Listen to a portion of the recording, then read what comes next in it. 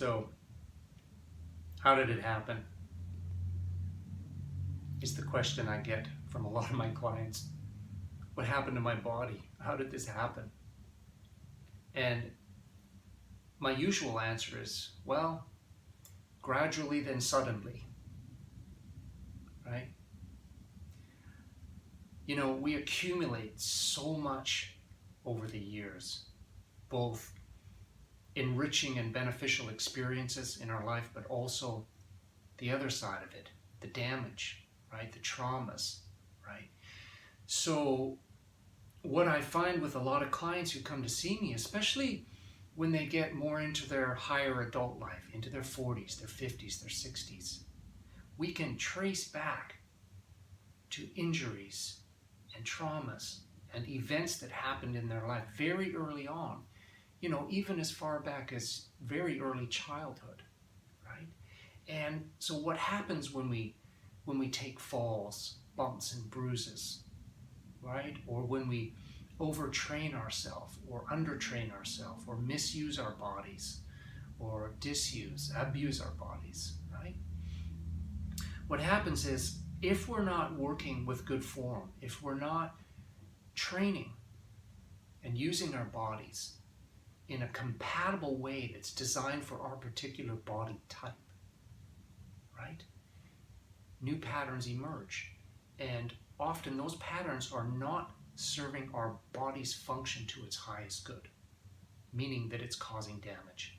It is inhibiting our body from performing optimally, right? So whether you're a sports person, a performing artist, a singer, a musician, a public speaker, right, an office worker, a nurse, a doctor, it doesn't matter, right?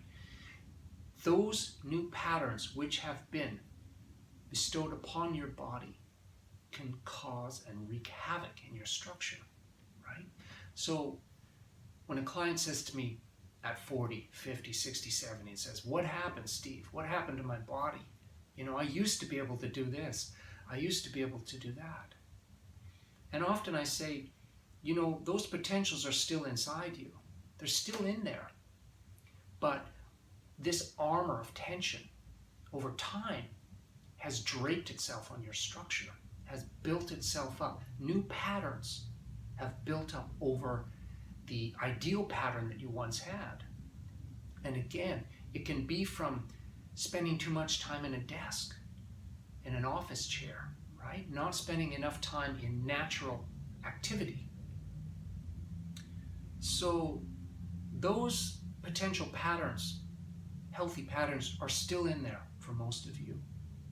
And the idea is to get those old patterns sorted out, get them away from the body, realign the structure, get everything in alignment, create length and space and higher awareness of your structure, right?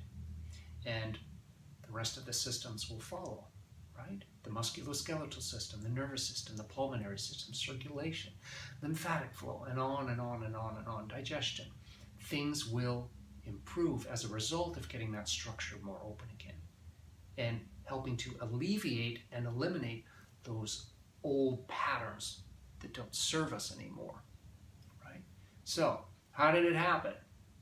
Gradually, then suddenly. It's the same scenario. When you put a frog in water, remember that story? And you slowly turn up the heat? It happens so gradually in many cases that that poor little frog doesn't realize he's starting to boil. And we all know what happens at the end of that, right? So this is really an important aspect to understand about ourselves, and that it is possible to change the body again. It is possible to, dare I say it, get back a little bit of that fountain of youth again, to get that vitality back in the structure and the whole person again. We just have to get rid of those old patterns, that garbage that has built up on our structure, right? And then we got to re-educate you. We got to teach you how to move better again. We got to teach you how to breathe again, right? To get vital oxygen and nutrients and energy back in that body again. To keep those stagnations and blockages at bay, to keep your body from getting built up with tension again. And this comes to the other part of it, stress, right? Stress is one of the big ones. Man, I can't tell you.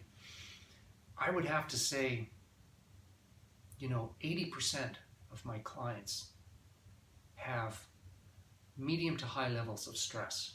And even if they're not aware of it, if we really talk, if we really discuss the lifestyle they've had, the lifestyle at present, and we really go back, they soon become reminded of the levels of stress that their body's been enduring. And again, mental, emotional stress eventually becomes manifested as physical stress. They are inseparable. You can't separate it. So when I talk about the body being a projector or a computer screen, if you will, right, that reflects what's going on in the CPU, in the hardware, in the machine, behind the screen, mental, emotional, spiritual, psychological, right? Chemical, nutritional stress leads to what we see and feel in our body. So, gradually, then suddenly, does not have to be your narrative anymore. We can change that together, right? So, I hope this video gave you some insight and answered one of those key questions. How did it happen? Well, think about it. Think on these things and see if there are some parallels to what I've been talking about in your life. Thanks a lot.